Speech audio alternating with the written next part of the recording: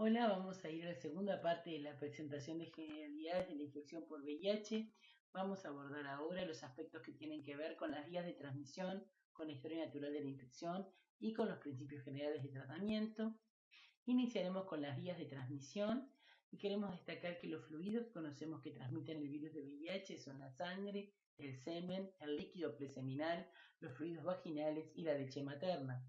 Y que las rutas de transmisión del VIH son sexual, a través del sexo anal, vaginal y el sexo oral, parenteral, a través de compartir jeringas y equipos de inyección, transfusión de hemoderivados, trasplantes de órganos y tejidos y transmisión ocupacional. Vertical, durante la gestación, durante el nacimiento o a través de la leche materna. En nuestro país, el 94% de las transmisiones se producen por vía sexual, siendo el 5% por vía parenteral y 1% por vía vertical. La probabilidad de transmisión según la práctica sexual es diferente, y así la práctica sexual de mayor riesgo en sí misma es la receptiva anal y la de menor riesgo de transmisión es la oral insertiva. Esto se debe en parte a la estructura de la piel y mucosas, siendo la piel una gruesa capa de células compactadas con una cobertura de queratina, mientras que el interior del prepucio contiene una delgada capa de células sin cobertura de queratina, con una elevada concentración de células diana de VIH. La pared vaginal, por su parte, presenta numerosas capas sin cobertura de queratina, con un empaquetado menos compacto, y la pared anal una única capa en forma de columna. El riesgo de transmisión del VIH con la exposición sin protección cada 10.000 exposiciones es de 0,5 para una práctica sexual oral insertiva, es de 1 cada 10.000 exposiciones para una práctica oral receptiva, de 5 cada 10.000 exposiciones para un curso insertivo pene-vagina, 6,5 para un curso insertivo anal, 10 para una práctica sexual receptiva vaginal, 30 para un pinchazo con aguja, 50 para una relación anal receptiva y 67 para compartir drogas en el contexto del uso intravenoso de las mismas. Los factores asociados a la transmisión sexual del VIH también tienen que ver con otros factores, como por ejemplo la carga viral del virus, además del tipo de práctica sexual, el uso o no de métodos de barrera en forma apropiada, la duración de las relaciones sexuales, la intensidad de la práctica sexual, la existencia o no de circuncisión, la existencia de otras infecciones de transmisión sexual, particularmente aquellas con lesiones a nivel genital, y algunos aspectos que tienen que ver con la genética, entre otros. El uso del preservativo consistente tiene una eficacia elevada, pero el uso, a veces y nunca, tiene resultados similares. Existen limitaciones en el uso del preservativo, y a pesar de que cuando se valora el conocimiento respecto a la reducción del riesgo con el uso de preservativos manteniendo relaciones sexuales, el conocimiento poblacional es muy elevado, es que podemos ver que 170 personas de 175 sabían que se puede reducir el riesgo de adquirir infección por VIH utilizando preservativos. Cuando valoramos el uso de preservativos en las relaciones sexuales, podemos ver que el 60% de la población no había utilizado preservativo en la última relación sexual. Y cuando vamos a valorar los diferentes grupos de personas, ya sea población gay discordante, trabajadoras sexuales, población de relaciones casuales de hombres y mujeres, la variedad en el porcentaje de uso de preservativo es elevada. Cuando valoramos las causas en lo que tiene que ver con las consultas sobre barreras en el acceso y el uso de preservativo en América Latina y el Caribe, vemos que la burocratización de la distribución, la necesidad de recetas y concurrencias de salud, el acceso mensual y por cuotas, la falta de confidencialidad de los datos personales, las cantidades distribuidas que muchas veces no son acordes con las necesidades particularmente de poblaciones clave, la calidad de los preservativos que se distribuyen, la falta de entrega de lubricantes y la falta de percepción de riesgo y conocimiento entre algunos de los grupos clave son limitantes importantes y constituyen barreras para el acceso y el uso. Sabemos hoy que ningún enfoque puede por sí solo terminar con la epidemia de VIH y que probablemente requeriremos de programas de prevención que combinen el uso de herramientas de efectividad demostrada. Así, en los últimos años se han desarrollado programas de prevención combinada de VIH. ¿Qué implican estos programas? El uso de diferentes recursos para prevenir la infección por el virus de VIH. ¿Qué recursos disponemos hoy por hoy? Bueno, como veíamos, están los métodos de barrera. Disponemos de profilaxis post-exposición, o sea, el uso de fármacos antirretrovirales luego de que se ha producido una exposición con posibilidad de adquirir infección por VIH, ya sea una exposición parenteral, laboral o no laboral, como una exposición sexual con la existencia o no de violencia sexual. La circuncisión masculina voluntaria, que disminuye el riesgo de transmisión. Los programas de agujas y jeringas para disminuir la posibilidad de transmisión a través del uso de las mismas. La profilaxis preexposición, o sea, el uso continuado de medicación antirretroviral para prevenir la posibilidad de adquirir la infección por el virus de VIH en determinados grupos poblacionales o personas que tienen riesgo de adquirirla. El uso de tratamiento antirretroviral que por sí mismo disminuye la probabilidad de nuevas infecciones. Prevención comportamental en sus diferentes niveles. Prevención de la transmisión vertical de la adquisición del virus de VIH. El combate al estigma y discriminación, que son fuente importante de limitar el acceso al diagnóstico, al tratamiento y al seguimiento. El testeo de VIH y de otras infecciones de transmisión sexual. Descriminalizar y usar leyes que protejan a las personas, tanto por la infección por el virus como grupos clave, y políticas de reducciones de daño. Vamos a hablar ahora de la historia natural de la infección. En este gráfico, que si estuvieron viendo la actividad de la doctora Ruchansky, habrán visto que también lo mostró para explicar la infección por el virus.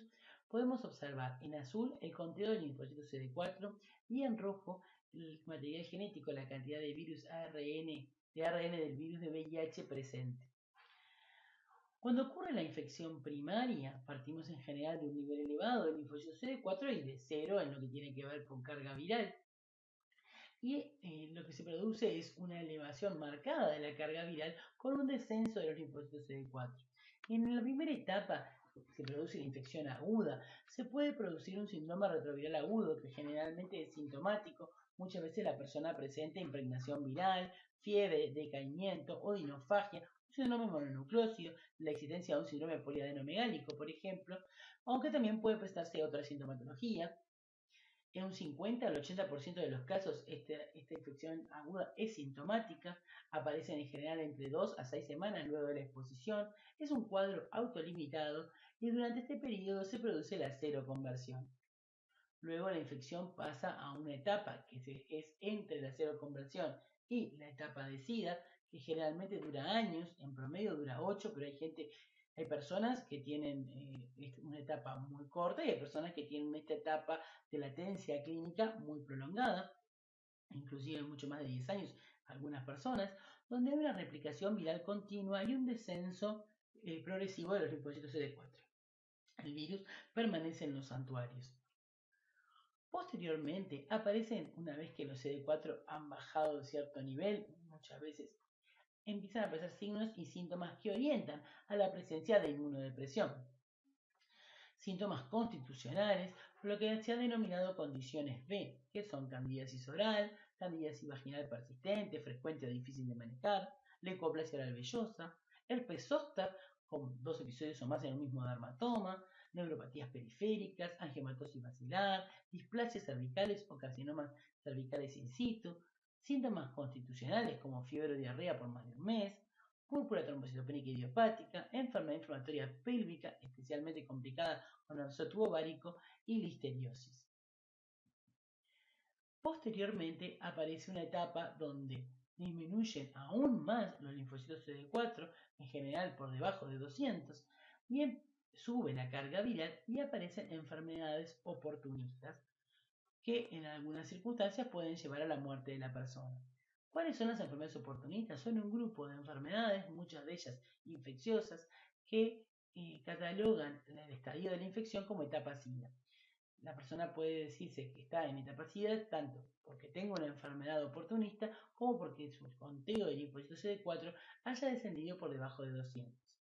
La lista de enfermedades oportunistas, que la podemos ver en la diapositiva, incluye la existencia de infección por Mycobacterium tuberculosis, Mycobacterium avium complex u otras micobacterias, neumonía por Pneumocystis jirovecii, neumonías recurrentes, candidiasis bronquial pulmonar o esofágica, carcinoma cervical invasivo, criptococosis extrapulmonar, enfermedad por citomegalovirus, retinitis por citomegalovirus, toxoplasmosis cerebral, histoplasmosis diseminada, enfermedades malignas como el sarcoma de Kaposi, el linfoma de Burkitt, el linfoma primario del sistema nervioso central, el linfoma inmunoblástico, la leucoencefalopatía multifocal progresiva, la encefalopatía relacionada al VIH, la infección por virus de herpes simple crónica o bronquitis, neumonitis o esofagitis por virus de herpes simple, la isosporidiasis o la criptosporidiasis intestinal, la salmonelosis, la septicemia recurrente, la coccidioidomicosis diseminada y el síndrome de desgaste por VIH.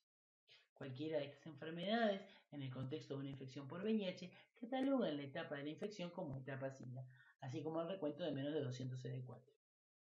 Pero ¿por qué el diagnóstico de VIH nos importa tanto? Bueno, porque el acceso al diagnóstico permite que el diagnóstico se produzca en etapas tempranas, lo que así mejora la calidad de vida de la persona, mejora el pronóstico vital, reduce la morbimortalidad, porque le permite un acceso al tratamiento antirretroviral temprano, con disminución de la circulación viral, lo que además redunda en una prevención de la transmisión a otras personas. Así, sabemos que la mayor parte de las nuevas infecciones se producen a través de las personas que desconocen su infección. O sea, el 25% que desconoce que tiene una infección se vio en este trabajo que se vinculaba con la existencia del 54% de nuevas infecciones, mientras que el 75% de las personas que conocía su infección se vinculaba con el 46% de nuevas infecciones. Porque las personas tienden a cuidarse de otra manera, a tratarse de otra manera y a disminuir entonces la posibilidad de transmitir el virus. El tratamiento antirretroviral fue una revolución impresionante. Este gráfico muestra las tendencias de la mortalidad debido a las 9 causas principales, las 9 principales causas de muerte entre las personas de 25 a 44 años en los Estados Unidos del año 1987 al 2010. Es muy difícil cambiar la mortalidad, es un parámetro muy duro, y acá podemos ver en rojo la mortalidad vinculada al VIH.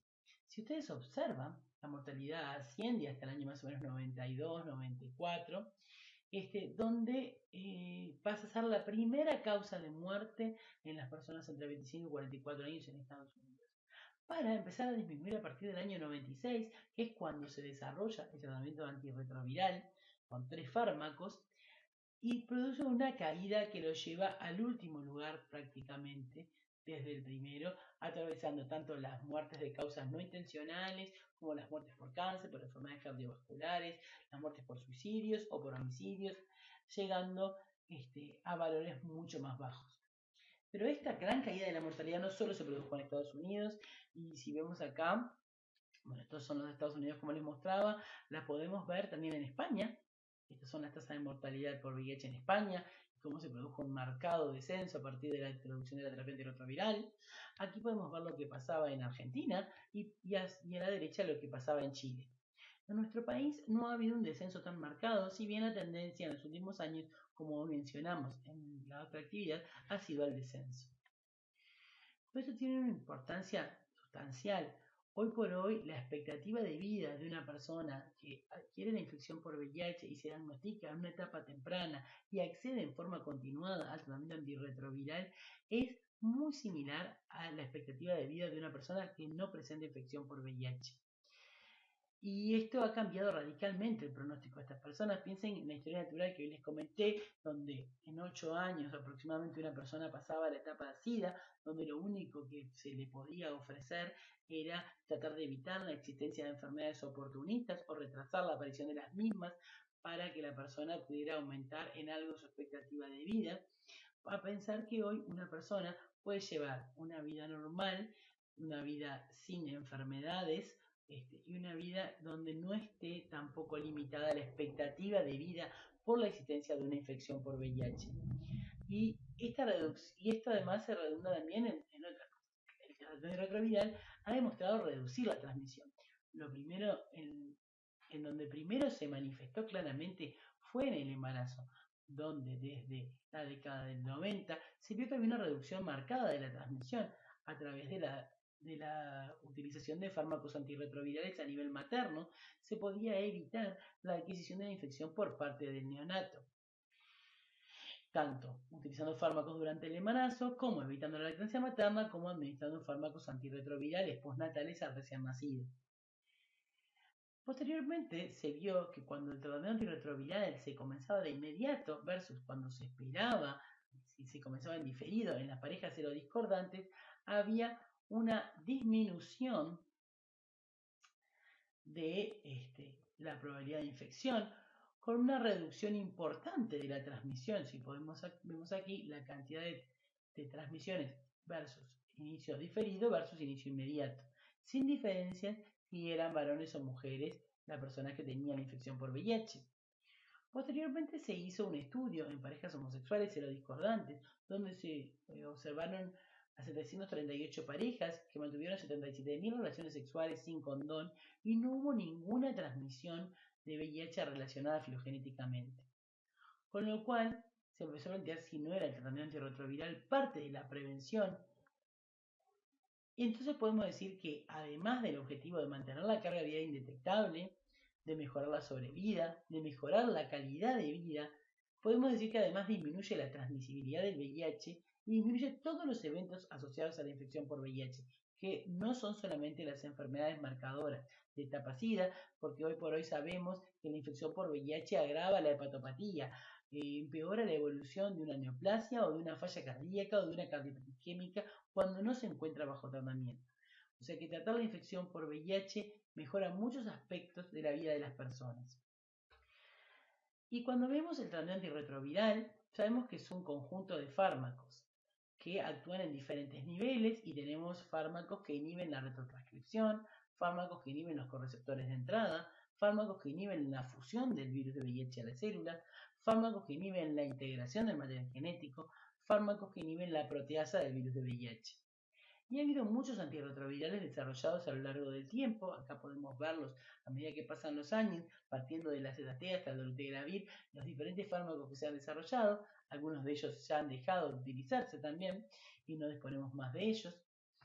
Y hoy por hoy el tratamiento antirretroviral se basa en la administración de fármacos combinados. En general se utilizan 3 fármacos, pero existen planes con 2 fármacos también, en forma continuada, de manera de lograr que la carga viral sea indetectable. Existen muchos planes terapéuticos diferentes y debemos adecuarlos a nuestro paciente, pero sabiendo que el plan debe ser aquel que logre mantener la carga viral indetectable con el menor número de efectos adversos, con la menor cantidad de tomas al día y el menor número de comprimidos y las menores interacciones posibles.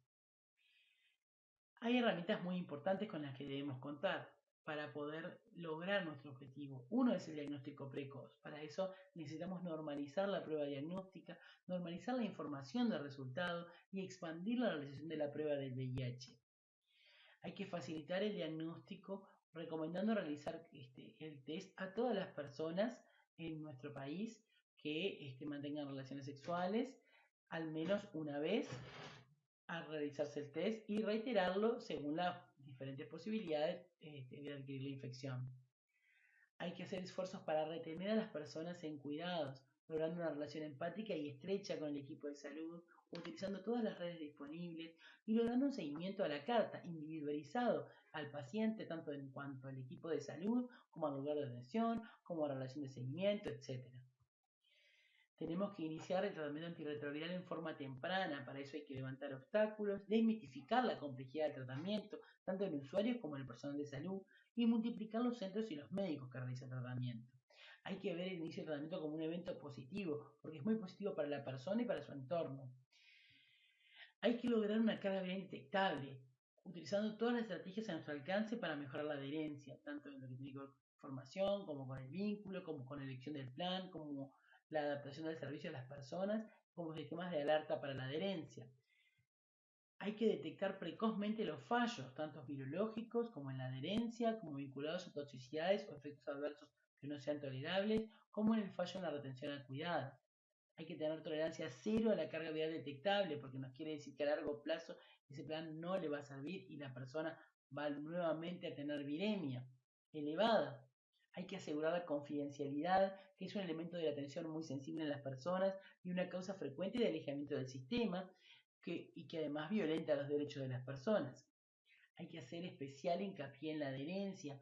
Tengamos en cuenta que la adherencia para el tratamiento antirretroviral funcione tiene que ser muy elevada, mucho más elevada que en otros tratamientos crónicos.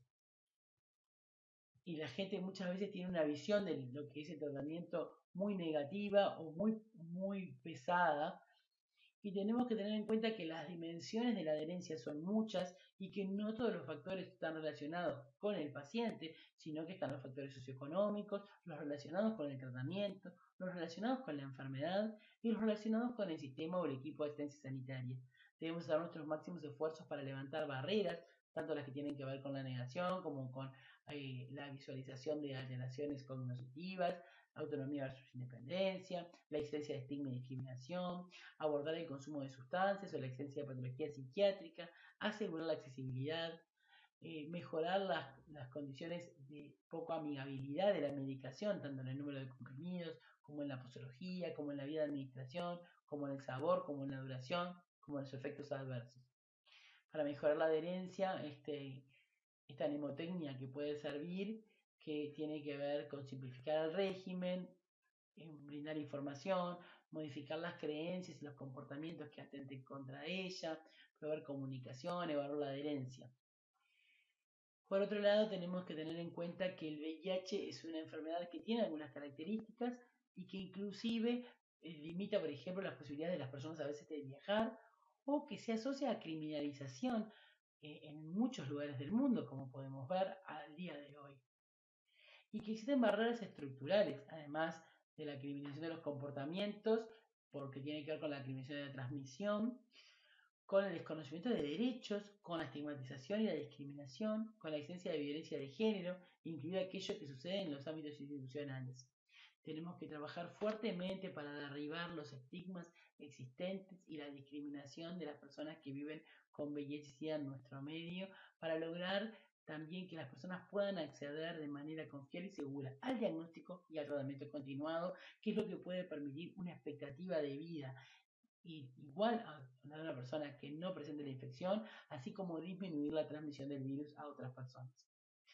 Como mencionábamos anteriormente, el objetivo es que haya tratamiento para todos, y los objetivos son que el 90% al menos de las personas se encuentren bajo tratamiento, que el 90% de las personas tengan diagnóstico de su enfermedad, que el 90% acceda al tratamiento y que el 90% presente una carga viral indetectable con el mismo. Tenemos todavía esfuerzo para llevar adelante a nuestro país para lograr estos objetivos. Bueno, espero nos sigamos viendo en otras actividades del curso y esto ha sido todo por hoy.